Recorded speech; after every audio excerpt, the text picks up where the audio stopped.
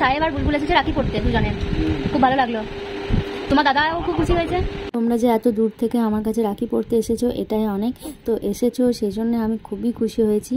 তো পরের বার আবার দেখা হচ্ছে, আবার আসবে কোনো কিছুতে, ভাইফোঁটা হোক, দুর্গা পুজো হোক, কোনো কিছুতে। বাড়িতে এসে নিয়ে গেছো তো এবারে চলে আসবে, কোনো অসুবিধা নেই।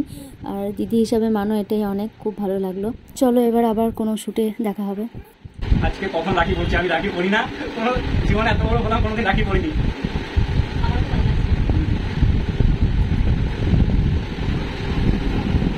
এত বড় হলাম, আজ প্রথমবার রাখি করলাম দিদির হাতে, বড় দিদির হাতে একটা, ছোট দিদির হাতে একটা, ঠিক আছে? তো ভালো লাগছে। হ্যাঁ আরেকটা, এই যে রাখিটা আছে, এটা বড় দিয়ে ছোট দিদি দুজন মিলে বানিয়েছে, আর নিজের হাতে বানিয়েছে, এটা কোনো কেনা না, হ্যান্ডমেড। তো কেমন হয়েছে কমেন্টে বলুন। থ্যাংক ইউ, ধন্যবাদ। আর আমাদের তরফ থেকে ছোট্ট একটা গিফট তোমার জন্য, এই জন্যই চাইছিলাম ছবি। একবার দেখিয়ে দাও এদিকে, কেমন হয়েছে? খুব সুন্দর হয়েছে।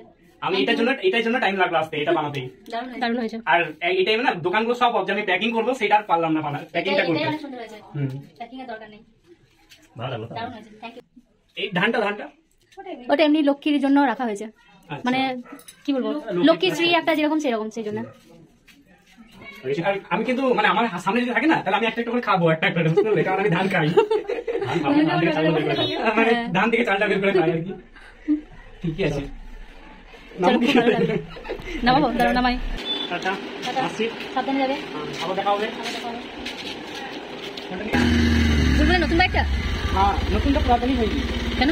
মানে একটু ডিস্টার্ব মনে হচ্ছে। এটা কোথায় লেখাইলে? এটা আমাদের করে পাড়াও লেখা দেবে। বেশ, টাটা। বুঝতে না পারলে ফোন করবে।